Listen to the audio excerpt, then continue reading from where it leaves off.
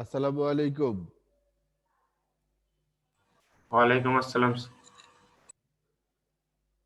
কেমন আছো তোমরা সবাই? আলহামদুলিল্লাহ। স্যার আপনি? আলহামদুলিল্লাহ, আমিও ভালো আছি। দেখো, তোমাদের গত ক্লাসে কি পড়িয়েছিলাম বলো তো? বলো। অ্যাবসেন্ট ছিলাম আমি। ও, গত ক্লাসে পড়িয়েছিলাম উদ্দেশ্য আর হচ্ছে বিধেয়। উদ্দেশ্য আর হচ্ছে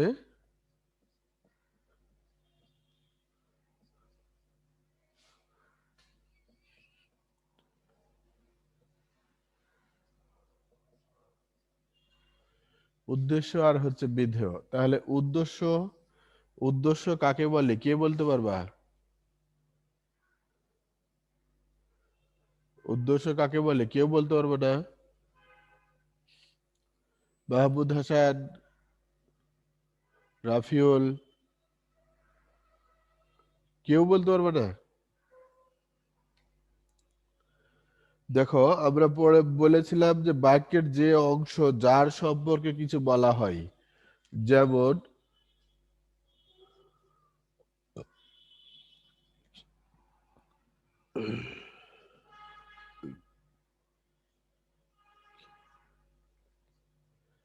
রফিক বল খেলে, ঠিক আছে? বাক্যের যে অংশ যার সম্পর্কে কিছু বলা হয়, বাক্যের যে অংশ যার সম্পর্কে কিছু বলা হয় সে তাকেই কি বলা হয়? উদ্দেশ্য বলা হয়। তাহলে এখানে রফিক কি খেলা খেলা করছে না? এখানে আমরা যদি বলি যে বল খেলে, কে বল খেলে, তাহলে কি আমরা পাবো না এটা? বলো তো, পাবো না পাবো না? উত্তর পাচ্ছি হচ্ছে রফিক। আর এই এখানে রফিকটাই হচ্ছে উদ্দেশ্য। উদ্দেশ্য চেনার আর একটা সহজ উপায় হচ্ছে, সেটা হবে বাক্যের মধ্যে কর্তা। বুঝতে পেরেছ? সাধারণত বাক্যের কর্তৃকারকই হচ্ছে মূল উদ্দেশ্য হয়। এছাড়া কর্তাই হচ্ছে কি বাক্যের মূল উদ্দেশ্য। বুঝতে পেরেছ? আর বিধেয়টা হচ্ছে কি? বিধেয় হচ্ছে সমাপিকা ক্রিয়া। বিধেয় হচ্ছে সমাপিকা ক্রিয়া। তাহলে এইবার তো আমরা চিনতে পারবো বা বুঝতে পারবো কোনটা উদ্দেশ্য আর কোনটা বিধেয়, তাই না? দেখো, 60 নম্বর পৃষ্ঠা, বইয়ের 60 নম্বর পৃষ্ঠা, তোমাদের আজকে যে পাঠ, সে পাঠ আছে বাক্যের গঠনগত শ্রেণী বিভাগ।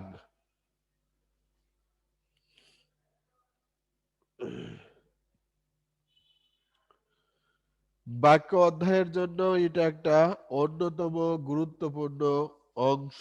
কোনটা? বাক্যের গঠনগত শ্রেণী বিভাগ।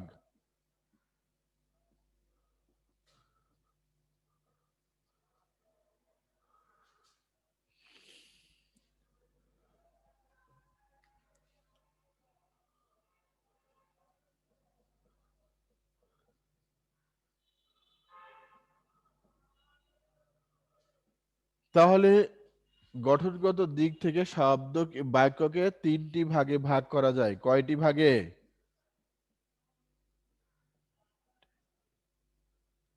3টি ভাগে ভাগ করা যায়। 1 নম্বর হচ্ছে সরল বাক্য,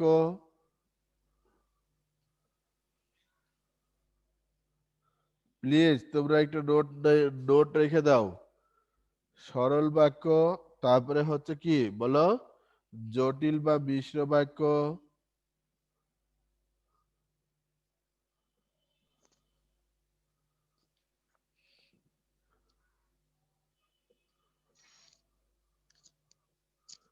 আর একটা কি? যৌগিক। যৌগিক বাক্য।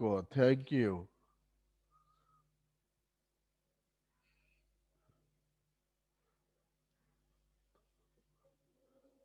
আমাদের এই শ্রেণী বিভাগ 3টা খুব ভালোভাবে বুঝতে হবে। যদি আমরা এই 3টা শ্রেণী বিভাগ বুঝতে পারি, তাহলে কিন্তু আমাদের জন্য বাক্যের অধ্যায়টা অনেকটাই কি হবে, সহজ হবে। বুঝতে পেরেছো? এছাড়াও আমরা বাক্যের আরো 3টি সার্থক গুণ সম্পর্কে পড়েছি না? শাহরিয়ার আহমেদ বলতে পারবা ওই 3টা গুণ কি কি ছিল? শাহরিয়ার, ওই 3টা আমি গুণ। বলি হ্যাঁ বলো। আকাঙ্ক্ষা, যোগ্যতা ও আসক্তি। Thank you Mohammad. আকাঙ্ক্ষা, যোগ্যতা এবং আসক্তি। শাহরিয়ার আহমেদ, ভালো করে মনে হয় পড়ালেখা করছো না, একটু মনোযোগী হও। দেখবা যে অনেক কিছু আমরা কিন্তু শেখানোর চেষ্টা তোমাদেরকে করছি, যদিও বা প্রতিকূল অবস্থা চলছে, তারপরেও আমরা মনে করছি যে প্রতিকূল অবস্থা আমাদের কাছে নাই। কারণ তোমাদের স্কুলেও আগে 6টা ক্লাস হতো, এখানেও তোমাদের ওই নিয়মিত এই ক্লাসগুলাই হচ্ছে। বুঝতে পেরেছো? এমনকি তোমরা স্কুলেও প্রশ্ন করলে স্যার উত্তর দিত, আমাদেরকে এখনো তুমি এই প্রশ্ন করার সুযোগটা পাচ্ছ, তাই না?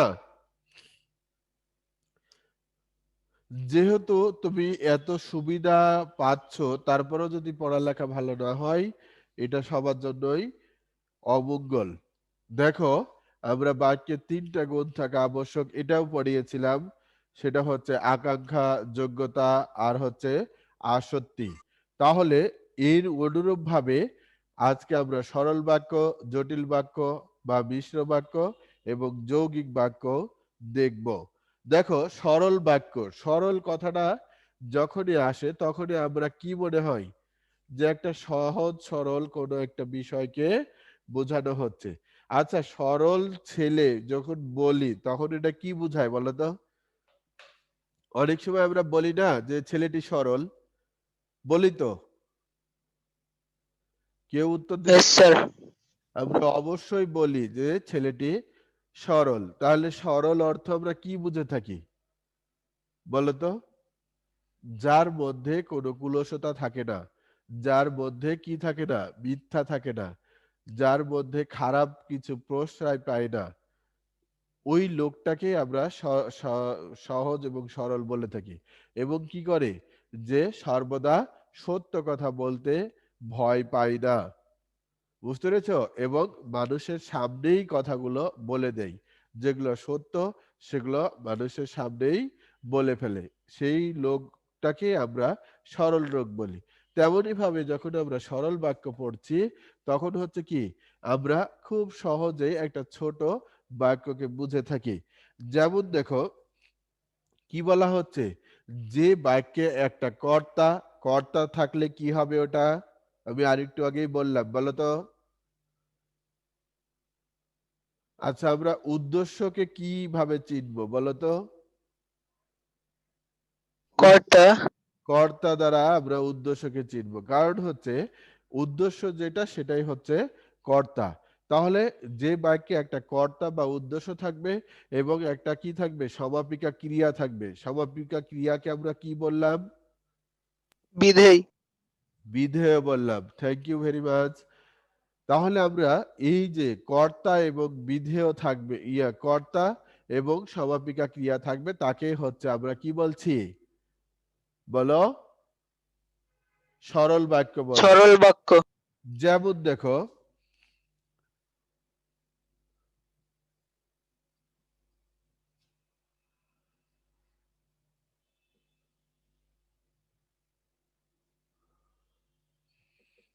রহিম খায়, এখানে কি খায় এটার দরকার নাই। রহিম কি, একটা কর্তা নাকি? Yes sir. রহিম কর্তা, আর খায় কি বলতো? ক্রিয়া, বিধেয়। তাই না? তাহলে এইটাই সমাপিকা ক্রিয়া। আর যখন আমরা এটা বলছি রহিম ভাত খায়,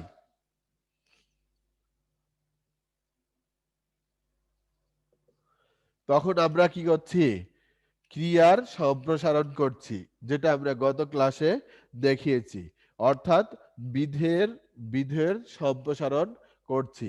যখন আমরা বলছি খাই তখনই হচ্ছে এটা একটা সমাপিকা ক্রিয়া এবং এটাকে বিধেয় বলছি, কিন্তু এর সাথে আমরা ভাত যুক্ত করে এই যে বিধেয়কে কি করছি, সম্প্রসারণ করছি, অর্থাৎ বড় করছি। বুঝতে পেরেছো? তাহলে যে বাক্যে একটা কর্তা এবং একটা সমাপিকা ক্রিয়া থাকবে তাকে আমরা কি বলে থাকি, সরল বাক্য। যেমন রহিম ভাত খায়, সে স্কুলে যায়, সে গতকাল অসুস্থ ছিল, ইত্যাদি। বুঝতে পেরেছো? আমাদের এখন সরল বাক্য সম্পর্কে আর কারো কোনো প্রশ্ন আছে বলো তো?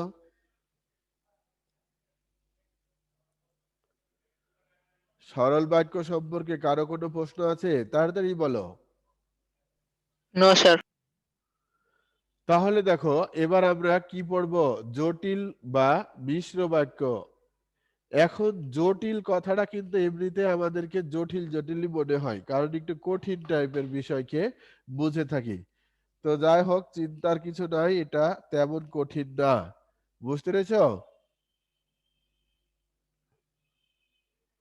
আবার যখন মিশ্র বুঝে থাকি তখন আমরা মনে করি যে একটির সাথে আরেকটা মিশে যাচ্ছে, তাই না? যেমন পদার্থবিজ্ঞানে যখন আমরা মিশ্রণ পড়ি বলতো তখন কি করি, শরবতের বিষয়টাকে তুলে নিয়ে আসি, তাই না? যে একটা শরবতের মধ্যে আমরা এক গ্লাস শরবতের মধ্যে কি দিচ্ছি, পানি দিচ্ছি, চিনি দিচ্ছি, লবণ দিচ্ছি, লেবু দিচ্ছি, আবার গ্লুকোজ দিচ্ছি, তারপরে আরো অনেক কিছু উপাদান আছে যেটাকে আমরা কি করছি, একসঙ্গে মিশিয়ে খেয়ে নিচ্ছি। তো এত বেশি মিশ্রণ আমাদের এখানে নাই। দেখো জটিল বাক্য বলছে যে একটা প্রধান বাক্য থাকবে, একটা কি থাকবে, প্রধান বাক্য থাকবে, এবং এর সাথে কি থাকবে, ওর পরিপূরক খণ্ড বাক্য থাকবে। ওর পরিপূরক খণ্ড বাক্য থাকবে, সেটাই হচ্ছে কি বাক্য, জটিল বা মিশ্র বাক্য। যেমন দেখো আমরা অনেক শুনেছি,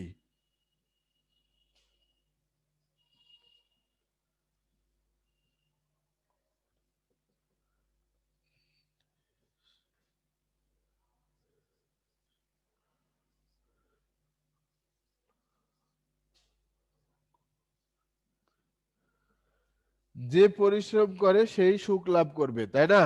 এটা কিন্তু আমরা খুব ছোট থেকেও জানি। আবার কি বলা হচ্ছে, বিভিন্ন মনীষী বিভিন্ন ভাবে এই সুখের কথাটাকে পরিশ্রমকে তুলে ধরেছে। বুঝতে পেরেছো? বিভিন্ন ভাবে। যেমন ডাল্টনের কথাই যদি বলি, ডাল্টন বলছে যে লোকে আমাকে প্রতিভাবান বলে, কিন্তু আমি পরিশ্রম ছাড়া অন্য কিছু বুঝি না। তাহলে যে পরিশ্রম করে এটা হচ্ছে একটা প্রধান বাক্য। বুঝতে পেরেছো? এটা হচ্ছে একটা প্রধান বাক্য। সেই সুখ লাভ করে, সেই সুখ লাভ করে।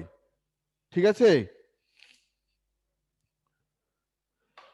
এটাকে আমরা এরকম করেও বলতে পারি যে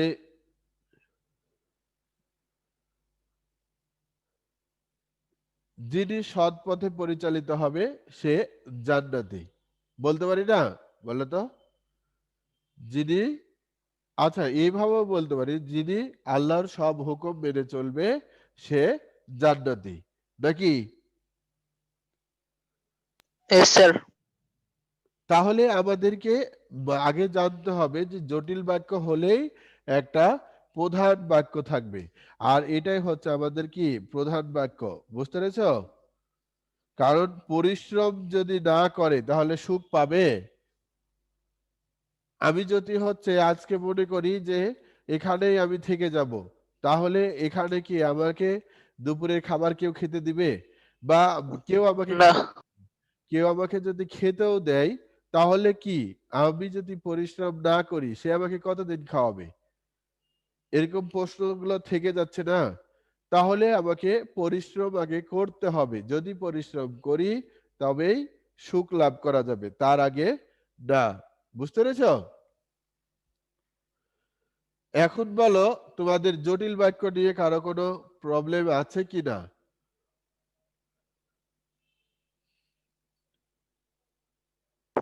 সংজ্ঞাটা আরেকবার সংজ্ঞাটা দেখো, যে বাক্যের মধ্যে একটি প্রধান বাক্য থাকে এবং একাধিক বাক্যকে প্রধান বাক্যের উপর নির্ভরশীল দেখা যায়।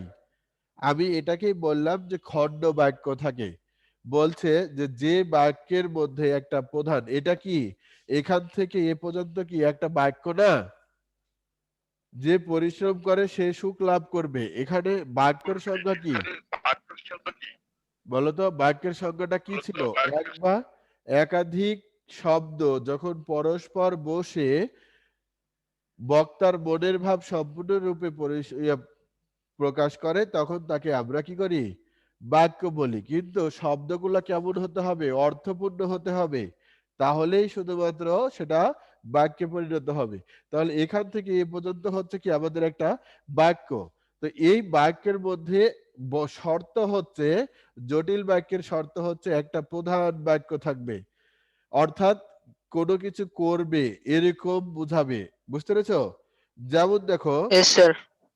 যিনি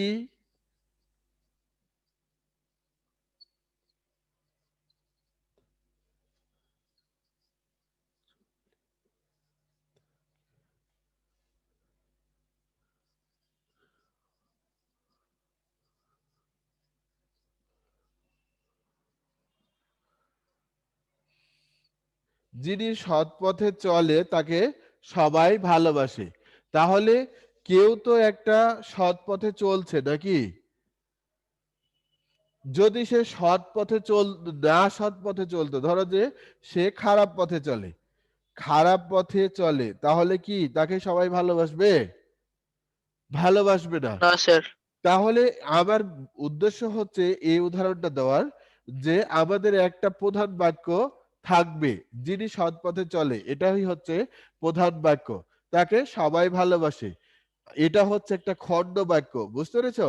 খণ্ড বাক্যকে এটাকে আবার বলা হচ্ছে যে প্রধান বাক্যের উপরে নির্ভরশীল, তাকে সবাই ভালোবাসে। কি কারণে? এর আগে একটা কারণ থাকবে না? এই কারণটা যখন আমরা উদ্ঘাটন করতে যাচ্ছি তখন হচ্ছে কি সৎ পথে চলে। তাহলে যে সৎ পথে চলে তাকেই তো সবাই ভালোবাসবে নাকি? এটাই হচ্ছে Yes, প্রধান sir. বাক্য। এর জন্য এটা হচ্ছে প্রধান বাক্য, আর এটা হচ্ছে ওই প্রধান বাক্যের উপর নির্ভরশীল আর একটা বাক্য।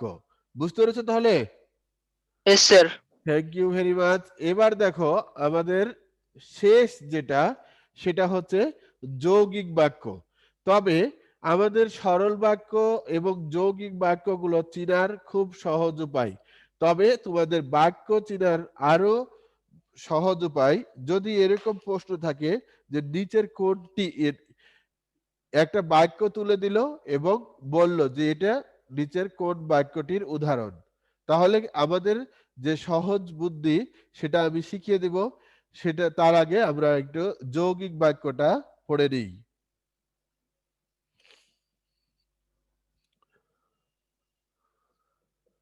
দেখো যৌগিক বাক্য কাকে বলছে?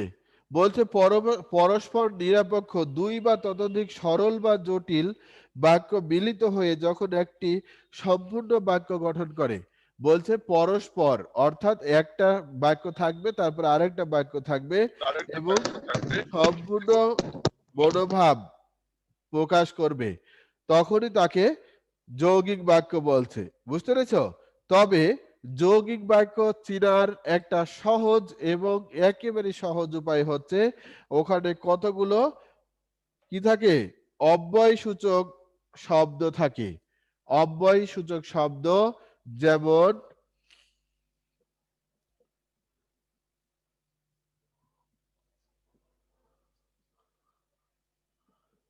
এবং ও আর। বুঝছো?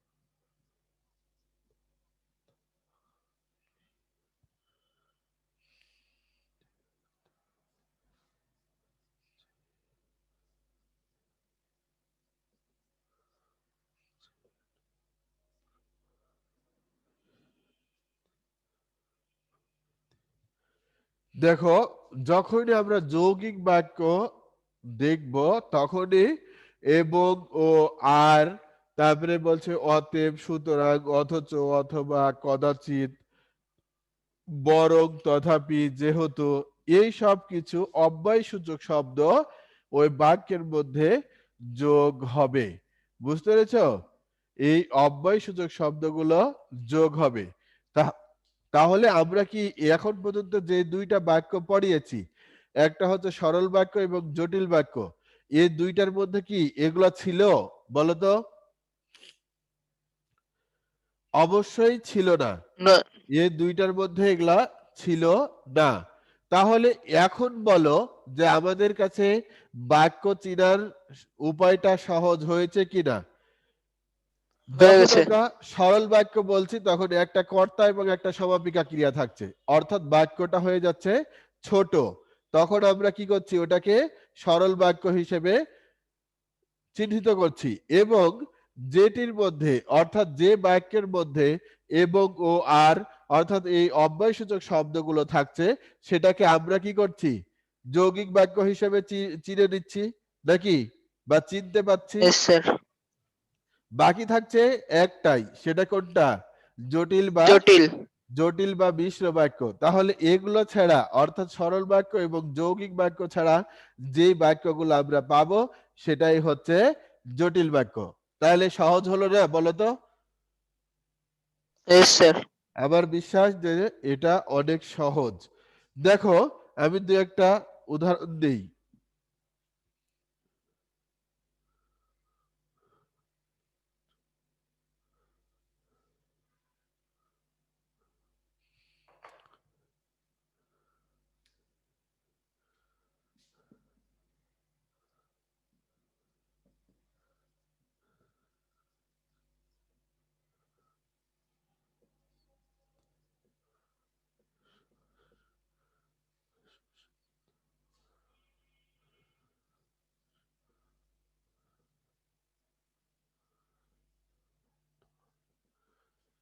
'তিনি শিক্ষিত কিন্তু সুশিক্ষিত নয়'। আমাদের সমাজে প্রতিটা মানুষই কি সুশিক্ষিত? যদি প্রতিটা মানুষ সুশিক্ষিত থাকতো তাহলে আজকের কি হতো, সমাজটার আরো পরিবর্তন আমরা দেখতে পেতাম, পেতাম না? অবশ্যই উন্নত হতো। উন্নত তো হতোই, তাছাড়া আমাদের আরো কি হতো, পরিবর্তন আমরা দেখতে পেতাম। যেমন আচরণের পরিবর্তন। অনেক জায়গাতে আমরা এখনো দেখছি যে ঘুষের প্রচলন আছে, তারপরে হচ্ছে সুদের প্রচলন আছে, কিংবা মিথ্যার প্রচলন আছে। তাহলে একজন সুশিক্ষিত মানুষ কখনো কি করবে না, মিথ্যা কথা বলবে না, বা হচ্ছে কি করবে না, ঘুষ খাবে না, বা অন্যায় ব্যভিচার কাজে লিপ্ত হবে না। বুঝতে পেরেছো? তাহলে এই দেখো, এখানে দুইটা বাক্য বলছে, তিনি শিক্ষিত, এটা একটা বাক্য, এবং সুশিক্ষিত নয়। এই যে একে যুক্ত করছে কি, একটা অব্যয়সূচক শব্দ, কোনটা, কিন্তু দ্বারা। তাহলে এরকম ভাবে আমাদের কিন্তু এবং ও আর এগুলো থাকবে। যেমন আরো যদি বলা যায়, ছেলেটি ভালো, ছেলেটি ভালো কিন্তু কথা শোনে না, তাহলে কি এটা ভালো হবে, বলো তো? আমাদের এখন পর্যন্ত যে পড়াগুলা পড়িয়েছি, অর্থাৎ বাক্যের গঠন তিন প্রকার।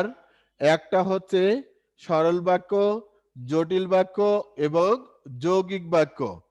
এগুলো কারো কোনো প্রবলেম আছে কিনা, বলো তো? কারো কোনো সমস্যা আছে? No sir. বলো। দেখো, তোমাদের আমার পড়ার শিডিউলে আজকে আরো একটা বিষয় উল্লেখ করা আছে, সেটা হচ্ছে ভাব সম্প্রসারণ সিলেবাসের 5 নম্বর। ওখানে আছে সকলের তরে সকলে, সকলে আমরা পরের তরে, বুঝছো? সকলের জন্য সকলে আমরা, সকলে আমরা পরের তরে। যাই হোক, এর অর্থটাই হচ্ছে পুষ্প আপনার জন্য ফোটে না।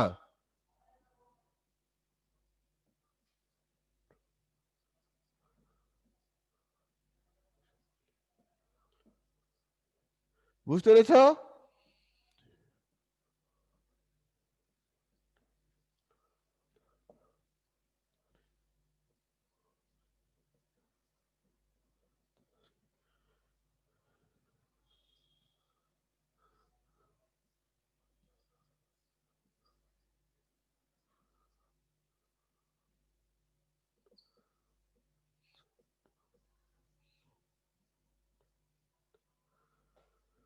পুষ্প আপনার জন্য ফুটে না, আপনার অর্থাৎ হচ্ছে কি নিজের জন্য। বুঝতে পেরেছো? এখানে আপনার অর্থ হচ্ছে অন্য কোনো মানুষকে বোঝানো হচ্ছে না, এটা নিজের জন্য। পুষ্প অর্থ হচ্ছে কি ফুল। এ ফুল কি তার নিজের জন্য ফুটে বলো তো?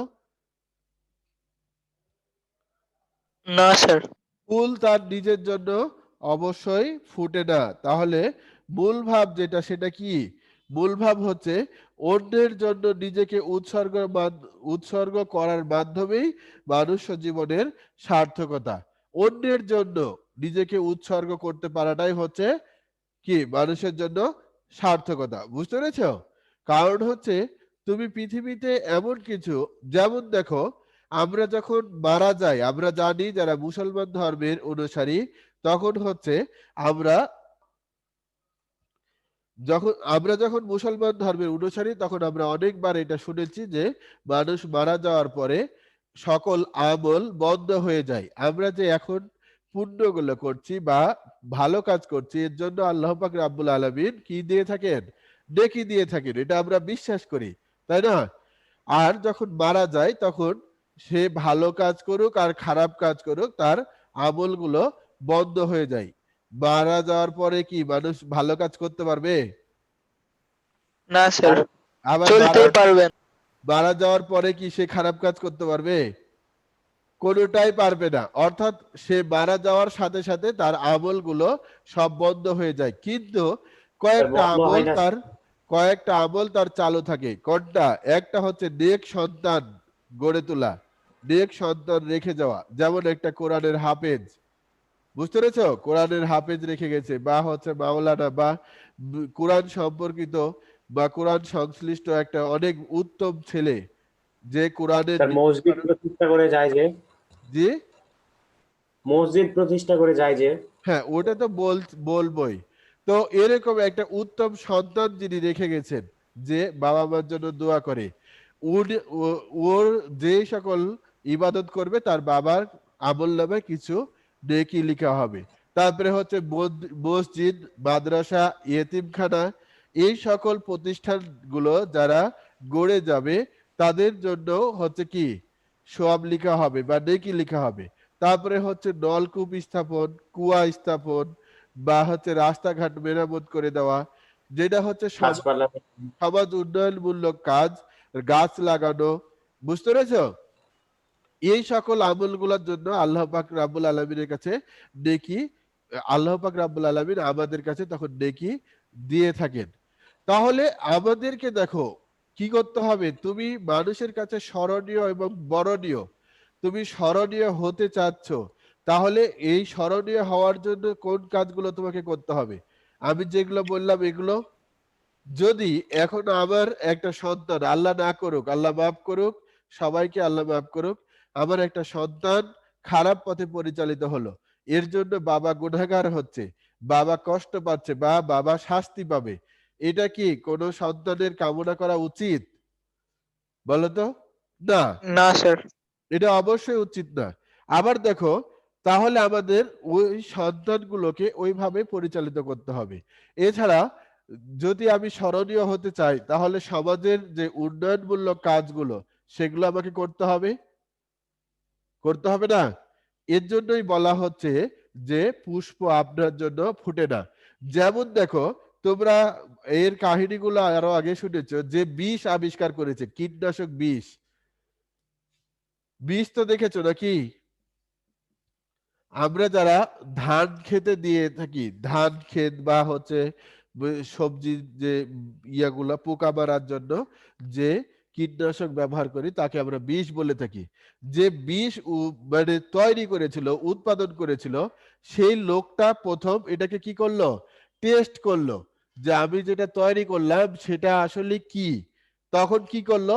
টেস্ট করার সাথে সাথে লোকটা মারা গেল। বুঝতে পেরেছো? মারা গেল। এবং তারপর থেকে আবিষ্কার করা হলো এই বিষ নামক এই বস্তুটির। কারণ হচ্ছে এটা খেলে মানুষ মারা যায়। সে যদি আবিষ্কার করার পরে সে নিজে না খেয়ে কি করতো? মানুষকে খাওয়াতো, তাহলে মানুষগুলো সবাই মোটা হতো নাকি? না শক্তিশালী হতো? কোনটা? সে ওরা ভুল। শক্তিশালী হতো না, মারা যাত মারা যেত। তার জন্য সে নিজে আগে টেস্টিং করেছে, অর্থাৎ সে মানুষের জন্য, মানুষের কল্যাণের জন্য, মানুষের যাতে ক্ষতি না হয় তার জন্য তার নিজের জীবনকে বিলিয়ে দিয়ে এই বস্তুটার আবিষ্কার করেছে। বুঝতে পেরেছো? তেমনি ভাবে আমাদেরকে কি করতে হবে? পরের জন্য কাজ করতে হবে। ফুল এই জগতে একটি অনিন্দ সুন্দর সৃষ্টি, কিন্তু আমরা যত ফুল দেখি সব ফুলের ঘ্রাণ কি ফুল নিয়ে নেই, নাকি আমাদের জন্য কি করে বলতো? সম্প্রসারিত করে না? সম্প্রসারিত করে। তার সৌন্দর্য দেখে মানুষ মুগ্ধ হয়, ফুলের গন্ধে মানুষের মন ভরে ওঠে, ফুল থেকে মৌমাছি মধু সংগ্রহ করে। সবগুলোই শুধু পরের জন্য, পরের জন্য, পরের জন্য, তাই না? তাহলে আমাদেরকেও অবশ্যই এরকম ভাবে পরের জন্য, পরের কল্যাণের জন্য কাজ করতে হবে। তাহলে মন্তব্য কি হচ্ছে? পুষ্পকে আদর্শ হিসেবে বিবেচনা করে মানব কল্যাণে ব্রত করলে অনির্বাচনীয় তৃপ্তি অনুভব করা সম্ভব। অর্থাৎ আমরা যদি মানুষের কল্যাণ করতে পারি তাহলে নিজের তৃপ্তি পাই। কারা? যারা ভালো মানুষ। আর খারাপ মানুষেরা কি করে? যারা যদি মানুষের ক্ষতি করতে পারে তাহলে ওরা তৃপ্তি পায়। ঠিক আছে? যাই হোক, নিজের সুবিধা বুঝে। নিজের সুবিধা বুঝে, অর্থাৎ স্বার্থভোগী।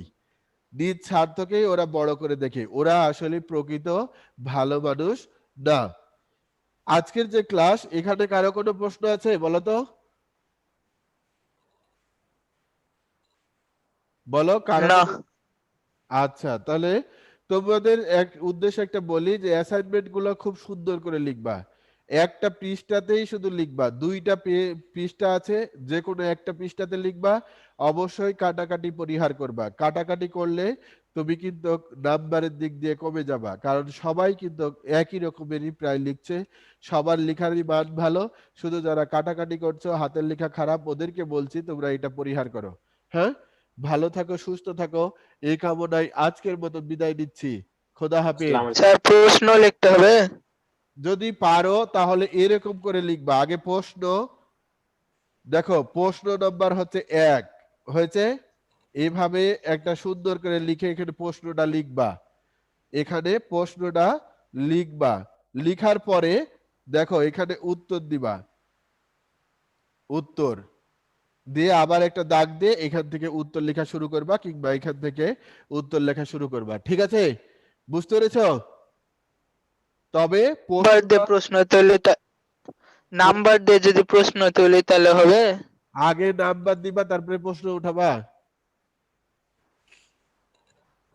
তোমরা না ডাইরেক্ট নাম্বার দিয়ে প্রশ্ন আচ্ছা, তোমাদের সবই হবে, কিন্তু হচ্ছে এর পরে যেগুলো লিখবা তারা এইভাবে লিখবা। আগে প্রশ্ন লিখবা, তারপরে নাম্বার, তারপরে হচ্ছে প্রশ্নটা উঠাবা, তারপরে এখান থেকে উত্তর লেখা শুরু করবা।